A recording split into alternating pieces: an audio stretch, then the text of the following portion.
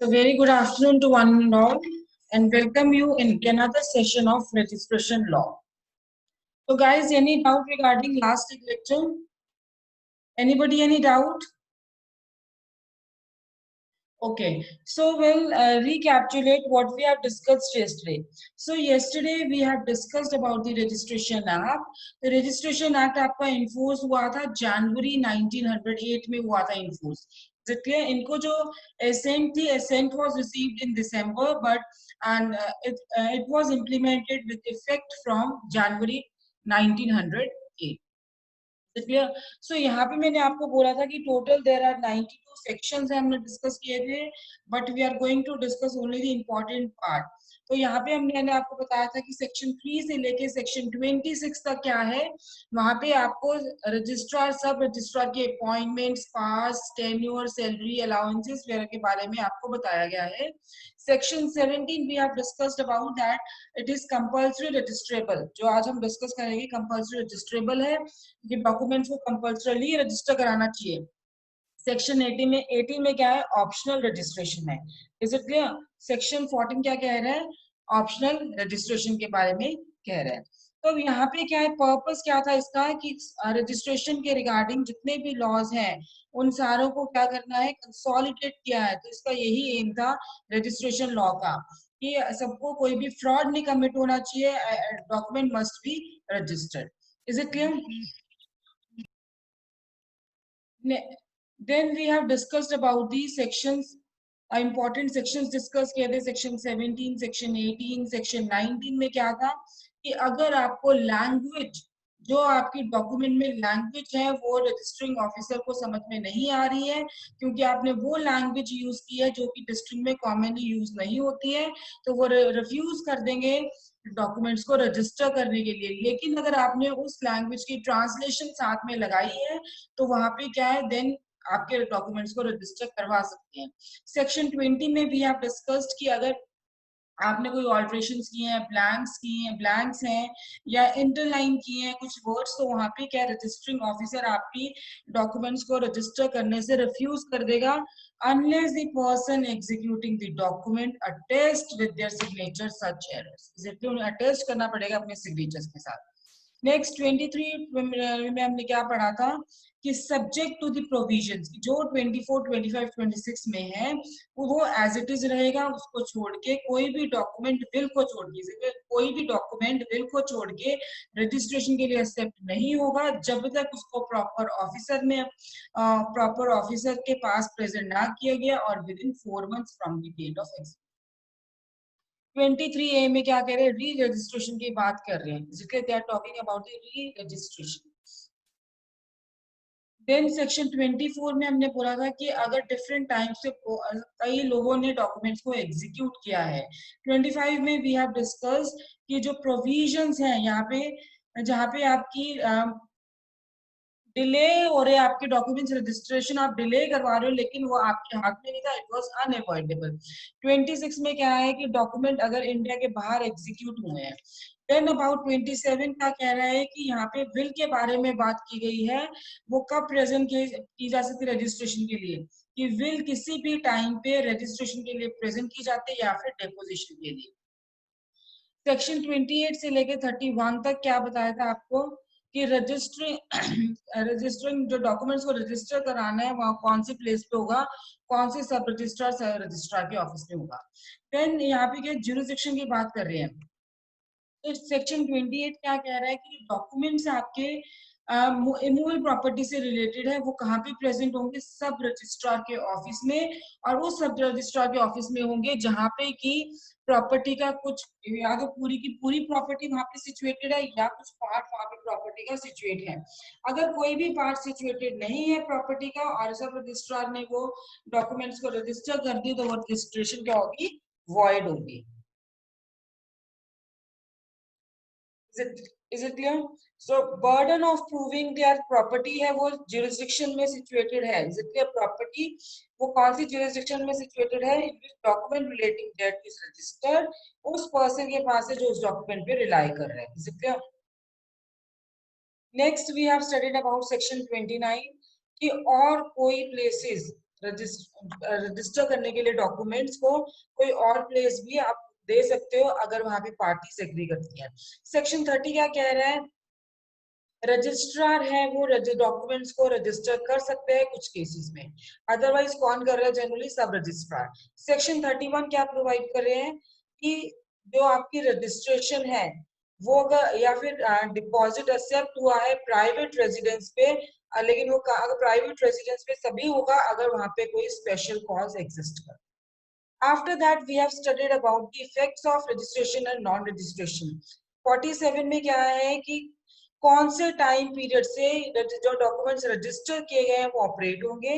48 में हमने बात की थी कि जो रजिस्टर्ड डॉक्यूमेंट्स हैं प्रॉपर्टी से related, when they are going to take effect against the oral agreement. Then what is the effect of non-registration of their documents? इसलिए अगर जो कंपल्सरी डॉक्यूमेंट्स को रजिस्टर करवाना है लेकिन आपने नहीं करवाया, उसका क्या इफेक्ट होगा? सेक्शन 50 क्या है? सर्टेन रजिस्टर्ड डॉक्यूमेंट्स है that has to take effect against the unregistered instrument. Is it clear? तो उसके बाद हमने कुछ डेफिनेशन डिस्कस की थी। Is it clear? Now today we are going to discuss about the most important section of the Registration Act 1908. Is it clear?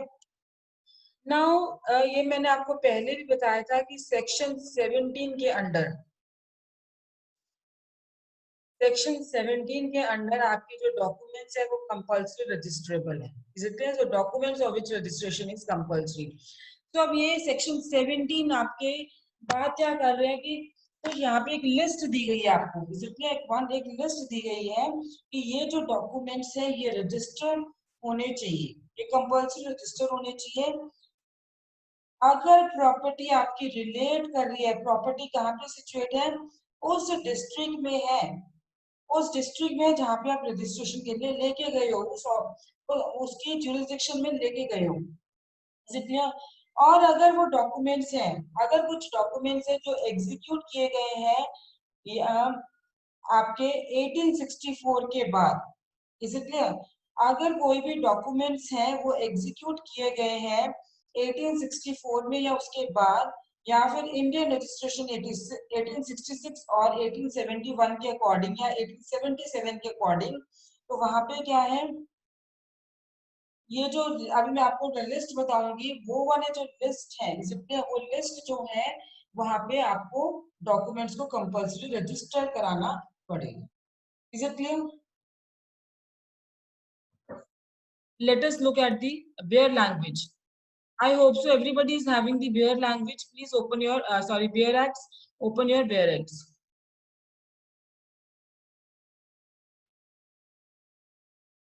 Just a minute, guys. Hold on. Section 17 देखिए।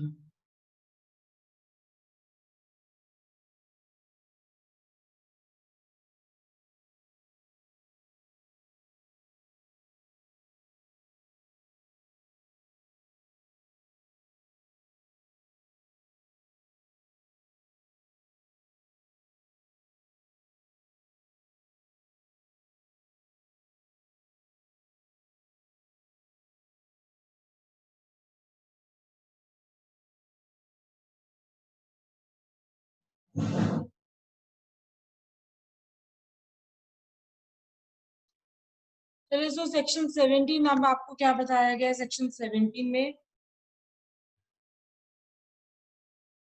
Section 17 बता रहे कौन से document. सबसे पहले अगर 17 clause sub section 1 clause ये आप देख रहे हो तो वहां पे आपको बताया गया है instruments of gift of immovable property. इसलिए तो सेक्शन 17(1) ए आपको किससे डील करता है? गिफ्ट से डील करता है। इसलिए it deals with the gifts. तो यहाँ पे क्या है कि अगर कोई भी इंस्ट्रूमेंट है, कोई भी डॉक्यूमेंट है, आप किसी इमूवेबल प्रॉपर्टी को गिफ्ट कर रहे हो, इसलिए अगर गिफ्ट कर रहे हो किसी भी इमूवेबल प्रॉपर्टी को तो वहां पे रजिस्ट्रेशन कंपल्सरी है। सपोज मैंने अपने बच्चे को गिफ्ट किया इमूवेबल प्रॉपर्टी, तो वहां पे क्या है, मुझे रजिस्ट्रेशन डॉक्यूमेंट्स की रजिस्ट्रेशन करवानी पड़ेगी, इसलिए चाहे उस प्रॉपर्टी की वैल्यू कितनी भी है। अब सेक्शन 123 टीपीए का जो सेक्शन 123 है उसमें भी यही बोला गया है कि जो gift of immovable property, is it clear? तो सेक्शन 17(1)(a) भी यही कह रहा है कि जो इंस्ट्रूमेंट है जो गिफ्ट है इमूवेबल प्रॉपर्टी का, वहां पे रजिस्ट्रेशन जरूरी है, चाहे वैल्यू कितनी भी है आपकी। Is it clear? Now suppose A ने अपनी प्रॉपर्टी बी को गिफ्ट की है, ए ने अपनी प्रॉपर्टी बी को गिफ्ट की है। अब now A is the donor और B is the donee, is it clear? A is the donor and B is the donee. Now in this case अब उसने प्रॉपर्टी तो दे दी थी, लेकिन अभी डॉक्यूमेंट्स रजिस्टर नहीं करवाए थे।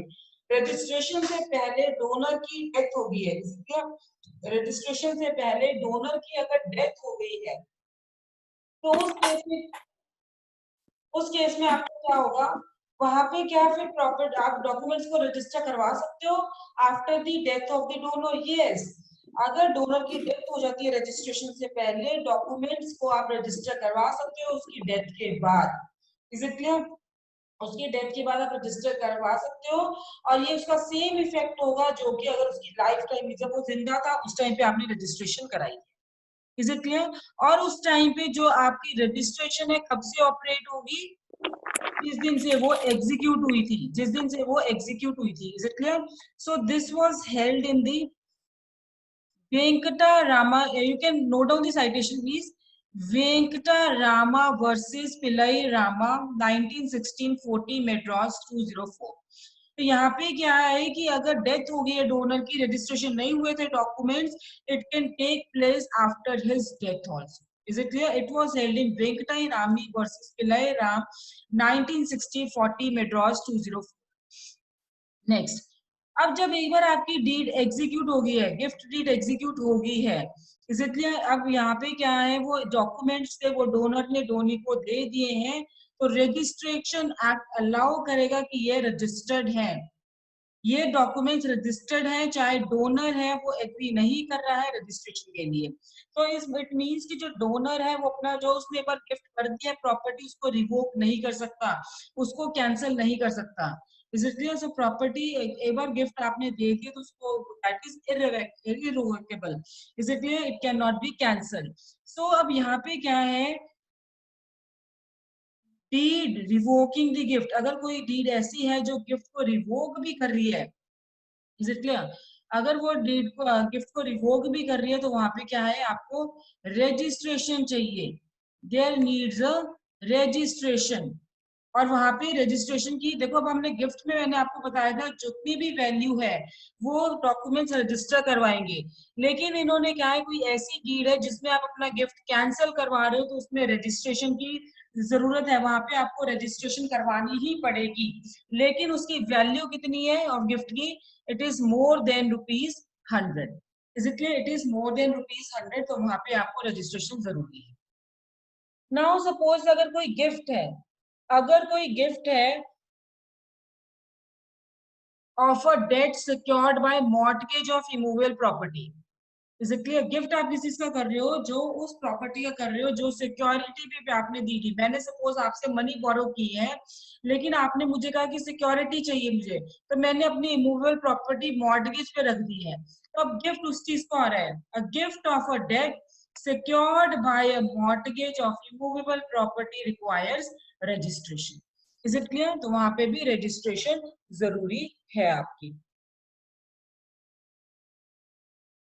नेक्स्ट क्या है, अगर सपोज एक कोई डॉक्यूमेंट है, जो डॉक्यूमेंट है वो एक्चुअली में गिफ्ट नहीं है, लेकिन कि वो गिफ्ट नहीं है लेकिन वो एक इंटेंशन एक्सप्रेस कर रहे हैं कि वो अपनी प्रॉपर्टी उसको गिफ्ट करेंगे, तो that can be used as an evidence towards, वो एविडेंस आप यूज कर सकते हो टूवर्ड्स पसुपु कुमकना। Is it clear? So it does not require registration. उस तरह के गिफ्ट्स को, उस तरह के डॉक्यूमेंट्स को रजिस्ट्रेशन की जरूरत नहीं है। तो दिस वाज 17(1)(a) आपका। अब 17(1)(b) क्या कह रहा है, वहां पे बात हो रही है आपकी 17(1) में कि जो कोई और नॉन टेस्टामेंट्री इंस्ट्रूमेंट्स हैं, नॉन टेस्टामेंट्री इंस्ट्रूमेंट्स हैं जो आपके क्रिएट कर रहे हैं डिक्लेयर कर रहे हैं, आपके इंटरेस्ट को क्रिएट कर रहे हैं, डिक्लेयर कर रहे हैं, साइन कर रहे हैं, लिमिट कर रहे हैं और एक्सटिंग्विश कर रहे हैं, जो हमने पहले कल भी पढ़ा था, that is cadle, that is cadle, C C A, is it clear, D L और ई। तो कैडर का मतलब क्या है, create, assign, declare, limit, extinguish. तो 17(1) भी आपका वही कह रहा है कि अगर कोई नॉन टेस्टामेंट्री इंस्ट्रूमेंट है जो क्रिएट कर रहे हैं, सॉरी, जो ऑपरेट कर रहे हैं, create, declare, assign, limit, extinguish, चाहे वो प्रेजेंट है, फ्यूचर है, कोई भी राइट, इंटरेस्ट या टाइटल वो क्रिएट कर रहे हैं, चाहे वो आपका राइट, इंटरेस्ट, टाइटल या तो आपका वेस्टेड है या फिर कॉन्टिंजेंट है।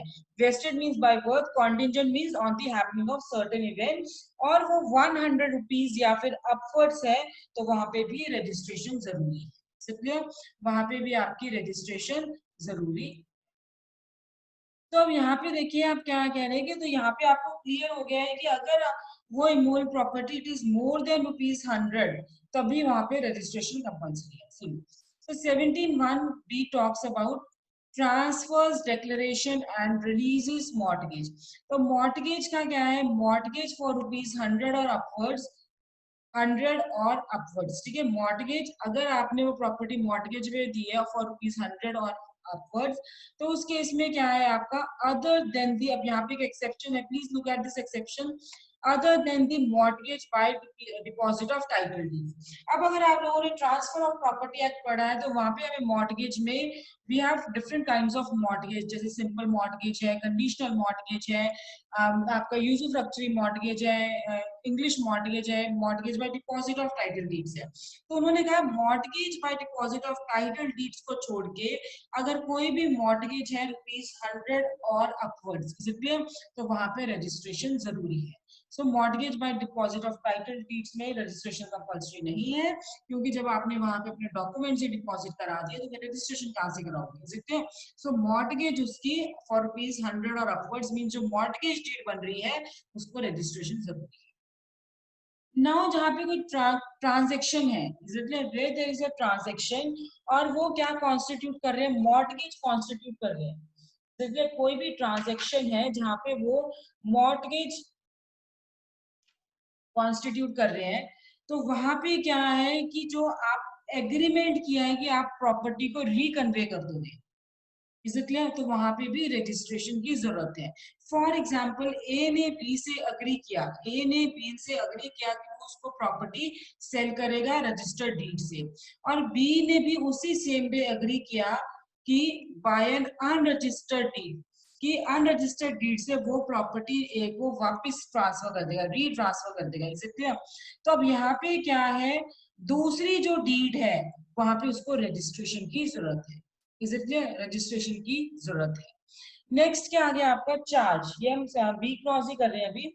चार्ज का क्या है, चार्ज मींस कोई भी डॉक्यूमेंट्स हैं जो कि रिमूवेबल प्रॉपर्टी पे चार्ज क्रिएट कर रहे हैं, वहां पे भी रजिस्ट्रेशन जरूरी है, इज इट क्लियर। तो 17(1) भी है, ये राइट्स को अप्लाई होता है, not only in but to immovable property, not only to rights पर इमूवेबल प्रॉपर्टी में भी होता है।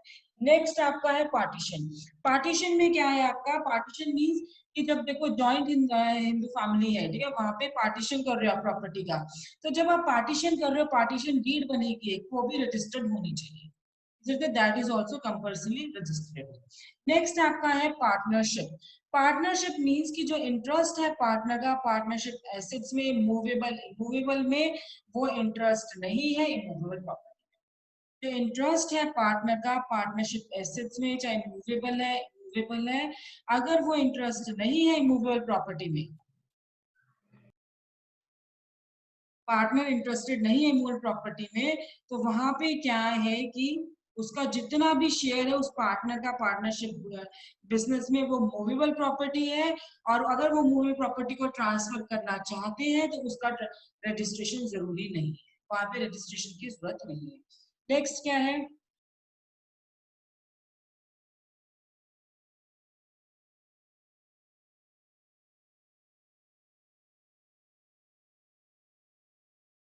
अब पार्टनरशिप को अगर डिसॉल्व करवाना है आपने, इसलिए पार्टनरशिप को डिसॉल्व करवाना है, रेलिंक्विश है इंटरेस्ट का of a partner in partnership assets, तो वहां पे भी आपको रजिस्ट्रेशन की जरूरत नहीं है।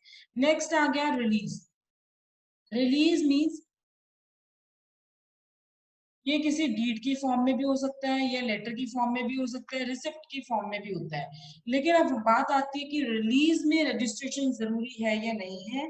तो अगेन अगर उसकी वैल्यू 100 है या अपवर्ड्स है, then registration is required, otherwise there is no need of registration. Is it clear? तब ये पार्टनर या फिर से उन्होंने यहाँ पे देखो उसका पार्टीशन का दिया है, जो मैंने आपको ऑलरेडी बता दिया। An agreement by a member of Hindu joint Hindu family not to exercise his right of partition doesn't require registration. Is it clear? अगर एग्रीमेंट किया किसी मेंबर ने कि हम ये पार्टीशन नहीं यहाँ पे हिंदू जॉइंट फैमिली में कि वो पार्टीशन नहीं करेंगे, तो वहां पे रजिस्ट्रेशन की जरूरत नहीं है। Is it clear? Surrender deed, surrender deed क्या है? सरेंडर डीड में टेनेंट एग्जीक्यूट करेगा लैंडलॉर्ड के फेवर में, टेनेंट एग्जीक्यूट करेगा लैंडलॉर्ड के फेवर में इन रेस्पेक्ट ऑफ टेनेंसी, तो उसमें रजिस्ट्रेशन की जरूरत है। Is it clear? नेक्स्ट, अब यहाँ पे क्या है आपका, यहाँ पे जो मैंने आपको बताया था बी क्लॉज में कि जो रिकॉग्निशन है टाइटल का, शेयर का, वहां पे it does not create limit, ये क्रिएट नहीं कर रहा है, साइन नहीं कर रहा है, लिमिट नहीं कर रहा है, आपकी डिक्लेयर नहीं कर रहा है, एक्सटिंग्विश नहीं कर रहा है कोई भी राइट और इंटरेस्ट, वहां पे भी रजिस्ट्रेशन की जरूरत नहीं है। इसलिए जहां पे वो क्रिएट नहीं कर रहे हैं वहां पे रजिस्ट्रेशन की जरूरत नहीं है। नाउ सपोज अब यहाँ पे देखो कि अगर कोई डीड है, डीड वो क्या कर रही है, हिंदू रिवर्सनर की चांस को वो असाइन कर रही है, या रेलिंक्विश खत्म कर रही है, या फिर मोहम्मदन हेयर है वो किसी की स्टेट को अगर सक्सीड कर रहे हैं, तो वहां पे रजिस्ट्रेशन की जरूरत नहीं है। क्योंकि जो रिवर्सनर है, हायर्स ऑफ रिवर्सनर्स है, उनके पास स्पेस सक्सेशन मींस की जो आपने टीपीए में सेक्शन 6 में पढ़ा है कि they have chance of inheriting the property. Heirs को है कि आपको पता है कि आपके फादर से आपको प्रॉपर्टी मिलेगी, दैट इज स्पेस सक्सेशन। तो जो हायर्स है या रिवर्सनर्स है उनके पास सिर्फ स्पेस सक्सेशन होता है, that is chance of succession, chance of inheriting the property, और उनका कोई भी इंटरेस्ट नहीं होता है प्रॉपर्टी में, चाहे वो वेस्टेड इंटरेस्ट है, कॉन्टिजेंट इंटरेस्ट है, there is no such interest. So वहां पे जब कोई इंटरेस्ट नहीं होता है, वहां पे क्या होगा, आपकी रजिस्ट्रेशन जरूरत नहीं है। Is it clear?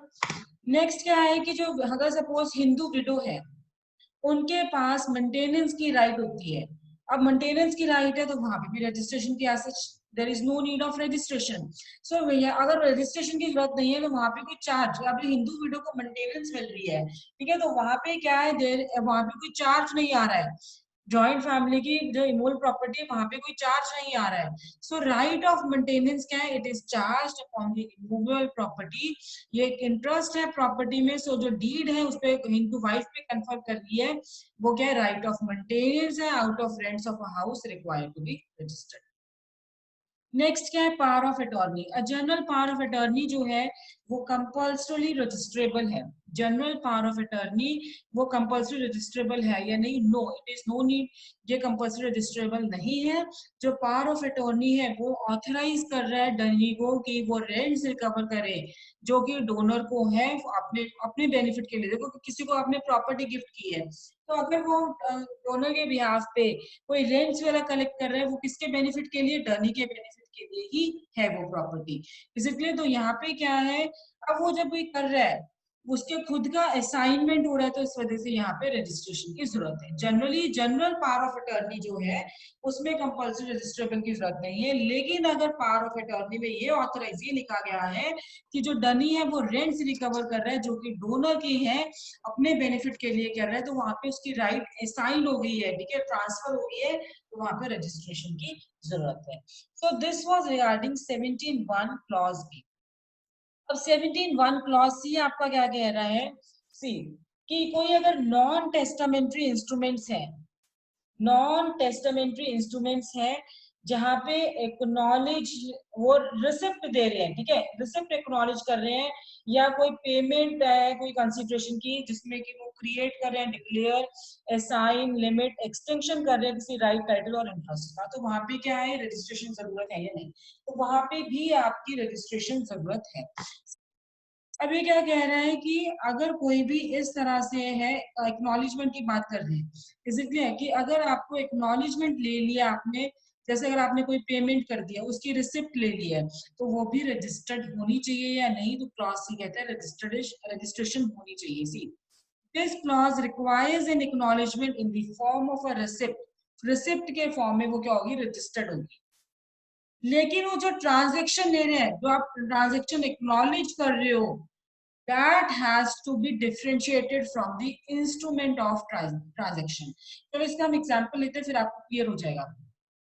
एक रिसिप्ट है, वो रिसिप्ट में क्या है, मैंने आपसे कोई पैसे लिए हैं, ठीक है, तो उसमें रिसिप्ट में क्या आ गया कि मैंने आपसे इतने पैसे रिसीव किए हैं। जब वहां पे अब आपने ये मैंने लिख के ही दे दिया है, is it clear, I have written, तो वहां पे क्या है, एक सिंपल रिसिप्ट है जहां पे मैंने लिख दिया कि I have received such amount from you. So वहां पे क्या है, रजिस्ट्रेशन की जरूरत नहीं है। लेकिन कौन सी रिसिप्ट की रजिस्ट्रेशन की जरूरत है, इज इट क्लियर। यहाँ पे क्या है, देखो अब दोनों एग्जांपल्स में कंफ्यूज मत हो जाना। लैंग्वेज आप देखो, receive from B the sum of rupees 200 will not require registration, is it clear। अब received from B the sum of rupees 200 being the price of my land, वहां पे एक सिंपल रिसिप्ट आ गई है कि मैंने बी से इतने पैसे लिए हैं, वहां पर रजिस्ट्रेशन की जरूरत नहीं है। लेकिन यहाँ पे क्या आ गया, received from B the sum of rupees 200 being the price of my land which I have sold to him, is it clear, which I have sold to him and in which I have no further interest। अब यहाँ पे क्या है कि वो 200 rupees आपने किस लिए लिए, क्योंकि आपने उसको अपना लैंड बेचा था, लैंड सेल की थी। यहाँ पे आपका कोई फ्यूचर इंटरेस्ट नहीं है, तो यहाँ पे रजिस्ट्रेशन की जरूरत है। Is it clear? एक सिंपल रिसिप्ट है, वहां पे रजिस्ट्रेशन की जरूरत नहीं है। लेकिन जहां पे आपने कुछ डिस्क्राइब कर दिया कि ये पैसे किस पर्पस के लिए, वहां पे रजिस्ट्रेशन की जरूरत है। अब सपोज एक मॉर्टगेजी ने, जिससे आप लोन ले रहे हो, ठीक है, पैसे दिए, जिसको आपने अपनी प्रॉपर्टी मॉर्टगेज पे रखी है, उस मॉर्टगेजी ने एक रिसिप्ट दे दिया मॉर्टगेजर को कि मॉर्टगेज मनी पे हो गए हैं। तो यहाँ पे क्या है, जब उन्होंने ये रिसिप्ट दे दिया, वहां पे क्या माना जाएगा कि मॉर्टगेज है दैट हैज बीन रिडीम, और उसको रजिस्ट्रेशन की जरूरत है। वहां पे भी रजिस्ट्रेशन, कंपल्सरी रजिस्ट्रेशन होनी चाहिए। नेक्स्ट क्लॉज क्या है आपका, लीज का।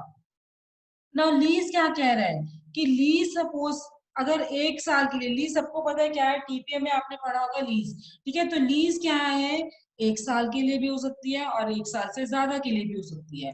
तो चाहे वो 1 साल के लिए, चाहे 1 साल से ज्यादा के लिए, वहां पे भी रजिस्ट्रेशन जरूरी है। इट मींस लीज है जो immovable property from year to year और for an term exceeding 1 year और रिजर्विंग अ ईयर रेंट, वहां पे registration. Is it clear? Now suppose अगर आपकी लीज 11 मंथ्स की है, मैंने क्या बोला, ये तो साल की है, एक 1 ईयर की है या मोर देन 1 ईयर है, वहां पे आपको रजिस्ट्रेशन की जरूरत है। लेकिन अगर वो कह रहे हैं कि जो लीज है वो 11 मंथ्स की है, तो वहां पे रजिस्ट्रेशन की जरूरत नहीं। Is it clear. सिर्फ लीज अगर ईयरली रेंट है या ईयर के लिए है लीज, या फिर 1 साल से ज्यादा के लिए, वहीं पे रजिस्ट्रेशन चाहिए। अगर 11 मंथ्स के लिए भी है, तो वहां पे रजिस्ट्रेशन की जरूरत नहीं है। Is it clear. Next clause क्या है आपका, 17(1)(e)। 17(1)(e) क्या कह रहे हैं कि कोई नॉन टेस्टामेंट्री इंस्ट्रूमेंट्स हैं जो ट्रांसफर कर रहे हैं या असाइन कर रहे हैं, किसी डिक्री, कोर्ट की कोई डिक्री या ऑर्डर आए तो उसको ट्रांसफर कर रहे हैं, असाइन कर रहे हैं, या कोई अवार्ड असाइन कर रहे हैं, ट्रांसफर कर रहे हैं। तो वो ऐसी डिक्री या ऑर्डर या अवार्ड है, वो क्या होगा, क्रिएट कर रहे हैं, डिक्लेयर, असाइन, लिमिट, एक्सटिंग्विश कर रहे हैं कोई भी राइट, इंटरेस्ट, टाइटल, चाहे वो प्रेजेंट में है चाहे फ्यूचर में है, इज इट क्लियर। और चाहे वो राइट इंटरेस्ट आपका वेस्टेड है या फिर कॉन्टिजेंट है। तो लेकिन वही है कि अगर वो आपका ऑर्डर, डिक्री या अवार्ड 100 रुपीज या 100 रुपीज से ऊपर है, तो वो क्या है, आपका रजिस्ट्रेशन वहां पे जरूरी है। Is it clear. सो ये आपका सेक्शन 17(1) था, section 17(1). Is it clear. Now अब 17(2) में मैंने आपको कल के लेक्चर में भी यही बताया था कि अगर सपोज 17 में आपको क्या कहा है, कंपल्सरी रजिस्ट्रेबल है, लेकिन इसके एक्सेप्शन बना दिए 17(2) में, जहां पे रजिस्ट्रेशन की जरूरत नहीं है। अब 17(2) क्या बात कर रहा है आपका, 17(2) अब बात कर रहा है, it is regarding the composition deed, composition deed के बारे में बात कर रहे हैं। तो अब जो आपकी कॉम्पोजिशन डीड है वहां पे रजिस्ट्रेशन कंपल्सरी है या नहीं है, तो it is not compulsory. Composition deed है वो कंपल्सरी नहीं है। तो ये एक इंस्ट्रूमेंट, कॉम्पोजिशन डीड है क्या, ये एक इंस्ट्रूमेंट है जो कि डेटर एग्जीक्यूट करता है। जिसने कर्जा लिया है, पैसा लिया है, बोरो किया है, वो एग्जीक्यूट करता है। सो ये एक इंस्ट्रूमेंट है जो कि डेटर एग्जीक्यूट करता है, जहां पे वो अपनी प्रॉपर्टी ट्रांसफर कर रहे हैं for the benefit of his creditor. Property convey कर रहे हैं, कन्वे का मतलब क्या होता है, ट्रांसफर करना। तो अपनी प्रॉपर्टी क्रेडिटर्स के बेनिफिट के लिए ट्रांसफर कर रहा है, या फिर वो पेमेंट है, कॉम्पोजिशन या डिविडेंड की पेमेंट है ऑन दैट जो उन्होंने कर्जा लिया था, ताकि वो क्रेडिटर्स उनके सिक्योर हो सके। तो अब ये एक ऐसा इंस्ट्रूमेंट जो डेटर एग्जीक्यूट करता है, वहां पे रजिस्ट्रेशन की जरूरत नहीं है। अब ये जरूरी नहीं है कि जो क्रेडिटर्स हैं उन्होंने वो अग्री कर लिया, ठीक है, they have agreed to accept less than amount due to them. Suppose 50,000 due था, आप 40,000 दे रहे हो, तो ये जरूरी नहीं है क्रेडिटर्स के लिए कि वो एक्सेप्ट कर लेंगे।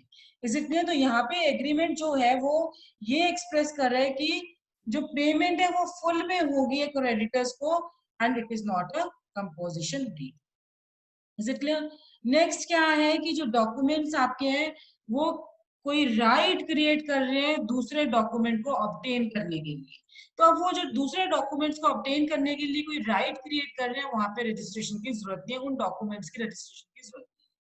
Is it clear? अब सपोज आपने अर्नेस्ट मनी पे कर दी, एग्रीमेंट फॉर सेल था, तो उसमें क्या है, आपने जो अर्नेस्ट मनी पे किया था उसको एक्नॉलेज कर दिया, रिसिप्ट दे दिया है। अब उसमें प्रोवाइड कर दिया है कि ये रेगुलर सेल डीड की एग्जीक्यूट होगी on the payment of the balance of purchase money, तो यहाँ पे भी रजिस्ट्रेशन की जरूरत नहीं। नाउ कोई एक एग्रीमेंट है जो कि डेटर ने एग्जीक्यूट किया है, ठीक है, एग्रीमेंट है डेटर ने एग्जीक्यूट किया है, उन्होंने मॉर्टगेज एग्जीक्यूट की अपनी मूल प्रॉपर्टी की टू हिज क्रेडिटर्स। तो वहां पे क्या है, ये कोई क्रिएट नहीं कर रहे इंटरेस्ट, इंटरेस्ट नहीं क्रिएट कर रहे मूल प्रॉपर्टी में, सिर्फ एक राइट क्रिएट कर रहे हैं कि आप मॉर्टगेज डीड को ऑब्टेन कर सकते हो फ्रॉम द डेटर। सो ऐसे ही एग्रीमेंट टू ये सेल का था, सॉरी एग्रीमेंट टू मॉर्टगेज का था, ये यही सेम प्रिंसिपल आपका एग्रीमेंट टू लीज में भी एप्लीकेबल होगा। सपोज एक डॉक्यूमेंट है, डॉक्यूमेंट में आपको प्रॉमिस, आप एक प्रॉमिस कंटेन कर रहे हो, इसलिए उस डॉक्यूमेंट में एक प्रॉमिस है कि आप प्रॉपर्टी का कुछ पार्ट ट्रांसफर करोगे अंडर द लिटिगेशन, तो that was decreed in favour of executed and that does not require registration. Next clause क्या है, सिर्फ मैं आपको इंपॉर्टेंट क्लॉजेस करवा रही हूँ यहाँ पे। कंसेंट या कॉम्प्रोमाइज डिक्री, कंसेंट या फिर कॉम्प्रोमाइज डिक्री है, it also doesn't require registration. तो कॉम्प्रोमाइज डिक्री सबको पता होगा क्या है, वहां पे भी आपके रजिस्ट्रेशन की जरूरत नहीं है। Is it clear? See, a consent or compromise decree does not require registration if does not compromise immovable property other than that which is the subject matter of the suit.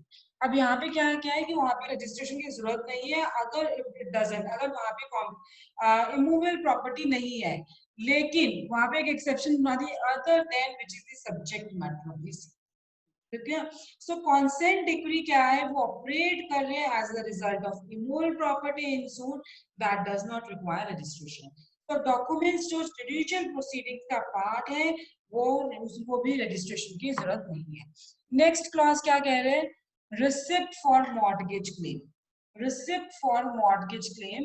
तो यहाँ पे कोई endorsement है, receipt है कि payment मिल गई है आपको and that is under a mortgage, वहां पे कोई लिमिटेशन नहीं है, कोई एक्सटिंग्विश नहीं कर रहे मॉर्टगेज का इंटरेस्ट प्रॉपर्टी में, तो वहां पे भी रजिस्ट्रेशन की जरूरत नहीं है। ये जो रिसिप्ट है वो क्या है, मॉडिफाई कर सकते हैं अकाउंट्स बिटवीन द मॉर्टगेजर और मॉर्टगेजी, तो इसकी वजह से रजिस्ट्रेशन की जरूरत नहीं है। फॉर एग्जाम्पल देखो, अगर ए ने एक रिसिप्ट पे की है, ठीक है, ए ने रिसिप्ट दे दी है जो कि 21 दिसंबर को पे की गई थी फॉर ₹3000, अब वो रजिस्टर सिर्फ वो रजिस्ट्रेशन के फॉर्म में है, तो यहाँ पे रजिस्ट्रेशन नहीं चाहिए। ठीक है, तो वहां पे क्या है, आपको यही बताया कि जहाँ पे आपको रजिस्ट्रेशन नहीं चाहिए वो आपको 17(2) में लिस्ट की गई। अब 17 क्लॉज 3 देखिए, यहाँ पे क्या है, अथॉरिटी टू अडॉप्ट। अब 17(2) में कहा था रजिस्ट्रेशन नहीं जरूरत है, 17(3) में फिर से वो कह रहे हैं रजिस्ट्रेशन रिक्वायर्ड है, तो 17(3) वो अथॉरिटी को रेफर करता है जो कि हस्बैंड ने दी है अडॉप्ट करने के लिए। हेडिंग नहीं है ना, अथॉरिटी टू अडॉप्ट। तो यहाँ पे क्या है, जहाँ पे अगर विडो ने अडॉप्ट कर लिया है अपने स्पिंडा के कंसेंट से, क्लॉज 3 वहां पे अप्लाई नहीं होगा। क्लॉज 3 सिर्फ कहाँ पे अप्लाई होगा, जहाँ पे उसको अथॉरिटी मिली है by a husband to adopt. Is it clear? Guys, I'm sending you the link another. Join that.